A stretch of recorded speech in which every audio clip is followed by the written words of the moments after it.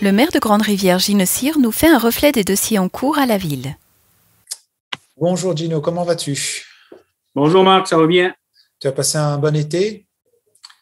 On va passer une belle été, oui. Ouais. Écoute, on voulait faire un peu une mise à jour, profiter de t'avoir là en ce moment pour faire une mise à jour un peu des dossiers dont on s'était parlé juste avant la saison estivale. Il y avait un grand dossier qui concernait le réseau d'égouts d'Aqueduc. Est-ce que tu pourrais nous faire une mise à jour là-dessus? Bien, écoutez, là, on est rendu au mois de septembre. Là. C'est sûr qu'il y a eu des délais supplémentaires qui n'étaient pas nécessairement sur notre contrôle, là, parce qu'il y a un entrepreneur, là, Michel Leclerc, qui est en charge du dossier. Donc, il fait en sorte qu'étant responsable du dossier, nous, là, on avait moins accès là, à la facilité pour faire certains travaux. Il y a un gros travail qui a été fait au niveau administratif, là, autant par Ken puis Philippe Moreau, le nouveau directeur des travaux publics, pour s'assurer de faire un bon suivi avec les 127 résidents là, touchés, parce qu'il y en a qui ont un service. La rue du Moulin, ils vont bénéficier de 2 services. Donc, écoutez, là, il y a un gros travail qui a été fait. Présentement, ils sont là, Eurovia est en train de faire de l'asphaltage là, sur la plupart des rues. Il y a plusieurs résidents qui ont entamé les travaux pour faire les branchements. Je sais qu'il y a eu beaucoup d'informations qui avaient été données là-dessus, mais je vous dirais qu'il y a eu un suivi là, quotidien de l'administratif pour s'assurer du bon fonctionnement, autant avec le surveillant de chantier, la firme d'ingénierie. Mais il y a eu des petits problèmes, mais écoute, je pense qu'on a toujours été en mode solution. Écoutez, c'est un gros projet. Hein, ça fait plus de 20 ans que les gens l'attendaient. J'ai d'excellents commentaires jusqu'à présent. Donc là, on est comme un peu dans la finalité avec Eurovia, s'assurer qu'au niveau de l'asphaltage des principales artères, rue du Moulin, Horizon, Bellevue, donc il y a des branchements. Les gens sont contents. Moi, j'avais demandé à TV communautaire de prendre des images là, par drone. Il va y avoir des images, je pense que la prochaine fois, là, je pense pas qu'aujourd'hui on va avoir les images, là, mais c'était de montrer un peu en cours de travaux, puis le produit final, qu'est-ce que ça a apporté comme produit final au niveau de l'asphaltage. C'est un beau projet. Écoutez, là, on est bien content parce que c'est un dossier là, qui est de plus de 20 ans. Très fier du conseil ainsi que le personnel. Puis on ne se le cachera pas, là, notre directeur général, M. Ken Moreau, là, fait beaucoup partie de la réussite de ce projet-là. Oui, parce que comme tu dis, c'est quand même un chantier d'envergure, là. Hein? C'est un chantier d'envergure, puis je vous dirais qu'il y a beaucoup d'ententes, là, de servitude avec les citoyens. Donc, les gens ont beaucoup collaboré. Donc, il y a beaucoup d'ententes. On avait mis aussi un projet de possibilité de permettre là, à les gens de bénéficier d'un certain aide de la municipalité en mettant le coût de branchement sur leur compte de taxes. Ça, c'était un travail supplémentaire qui avait été exigé. La ville a voulu le faire parce qu'on voulait tout offrir les avantages à l'ensemble de la population. Il y en a qui sont servis de ça. La plupart des gens sont satisfaits. Puis, parallèlement à ça, on avait élaboré un autre projet pour aller chercher 1 million supplémentaire au niveau de l'asphaltage pour être en mesure de pouvoir asphalter là, une bonne partie du secteur au complet. Donc, écoute, au niveau de l'asphaltage, présentement, là, le secteur ouest, c'est en train de se faire. Puis, je pense qu'aujourd'hui même, ils sont en train d'asphalter la rue de l'Azur, une partie de la rue de l'Azur. Donc, c'est un projet là, que la ville a décidé de mettre un budget de 50 000 $ supplémentaires, étant donné qu'il y avait des constructions de maisons, de pouvoir au moins cette année de faire un premier asphaltage dans le secteur de Port-Beau. L'an passé, on avait réussi là, à préparer le fond de la rue avec le matériel qui avait été sorti de l'aéroport. Donc, il y a beaucoup de travail qui a été fait. Donc, là, je pense que les gens commencent à voir les résultats. Là, puis avec la construction de maisons sur la rue de l'Azur, va faire en sorte, ça va être un incitatif supplémentaire à la ville là, pour être en mesure de s'assurer d'avoir des budgets pour pouvoir finaliser là, l'asphaltage de la rue de l'Azur. Là, parce que je profite que tu parles un peu de l'aéroport et tu voulais nous faire aussi une mise au point là-dessus. Au niveau de l'aéroport, moi, c'est sûr, en tant que maire qui est là depuis 2017, quand je suis arrivé, qu'il n'y avait pas nécessairement de projet sur la table, avec toute la planification puis tout le travail qui a été fait là, depuis les 4 dernières années. Aujourd'hui, on parle du dossier du réseau d'égouts Aqueduc qu'on vient d'expliquer. Super de beaux projets là, pour avoir une certaine qualité de vie pour une partie de la population de Grande-Rivière. Le projet de l'aéroport Rocher-Percé, projet d'investissement de 11 millions. Hier, on a eu là, on a mis de l'avant l'affichage pour l'agrandissement de l'aéroport, qui est pratiquement l'étape finale avant d'éventuellement avoir des transporteurs aériens qui vont être desservis à partir de l'aéroport Rocher-Percé situé à Grande-Rivière. C'est un projet que ça faisait plusieurs années aussi là,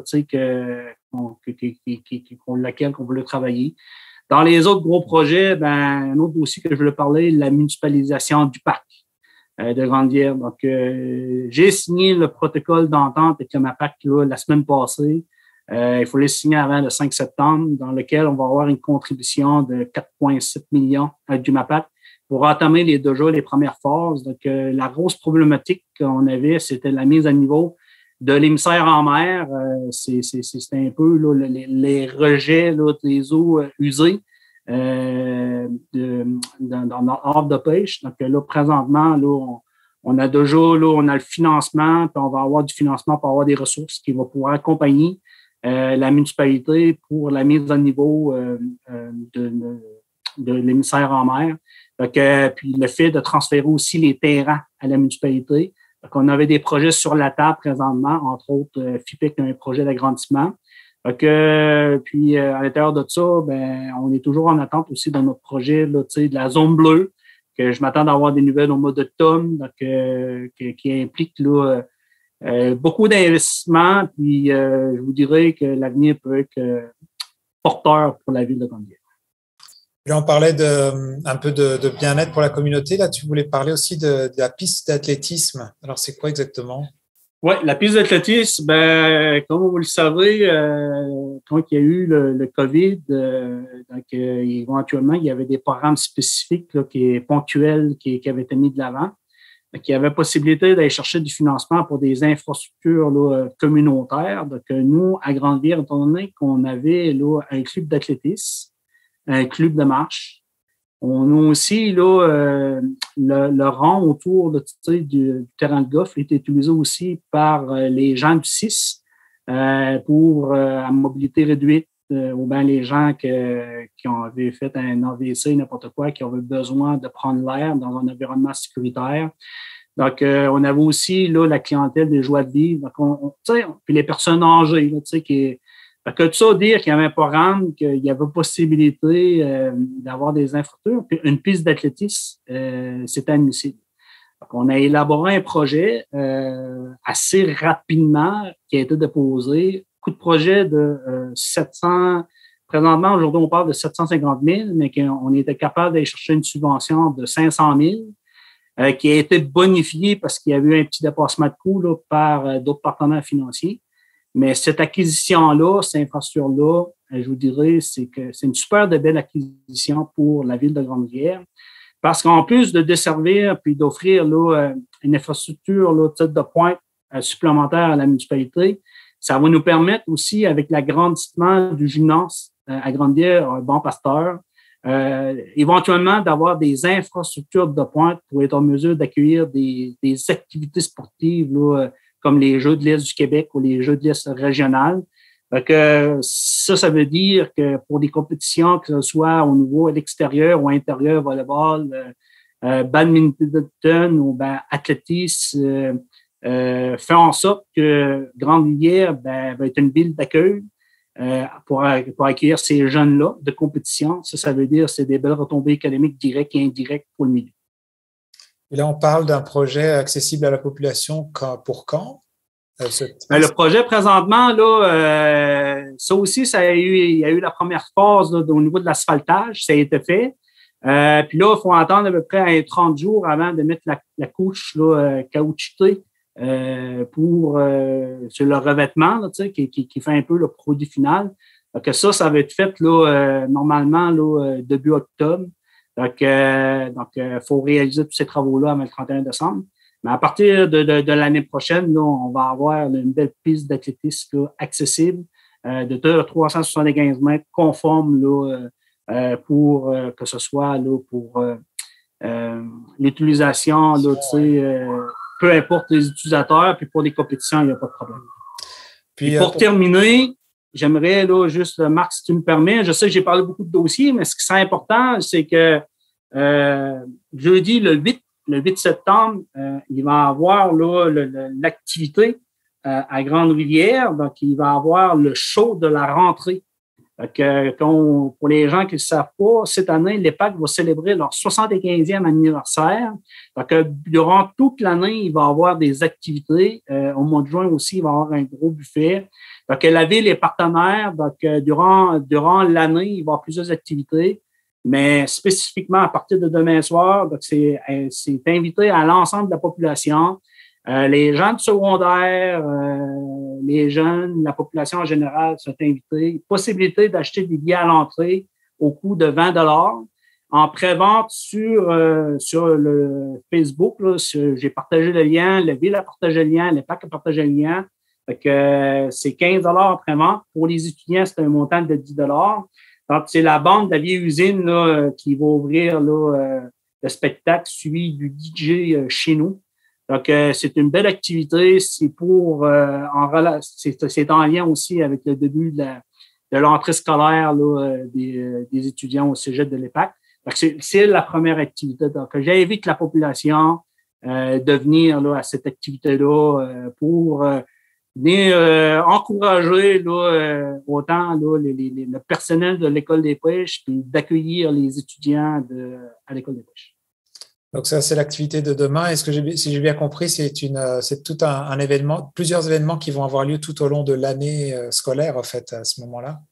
C'est ça, parce que le 75e, là, il y a un comité qui est en place dans lequel le directeur général en fait partie, mais il va y avoir une programmation, donc il va y avoir là, plusieurs événements. Puis éventuellement, là, vous allez voir des choses qui vont apparaître au centre de la ville, des oriflammes, etc., pour souligner le 75e de l'École des pêches. Merci beaucoup, Gino, pour ton temps. Et puis, on se reparlera sûrement le mois prochain pour faire encore une mise à jour des dossiers. Oui, ça va me faire plaisir. Par contre, là, pour la séance du mois de septembre, ça va être le pro-maire, M. Gaston Leblanc, qui va présider l'Assemblée parce que pour cette semaine-là, je vais être à l'extérieur de la région. Parfait. Merci beaucoup, Gino. Ça fait plaisir. Bonne journée. Vous écoutez Un reflet d'ici mensuel. Revoyez tous nos reportages sur notre site Internet.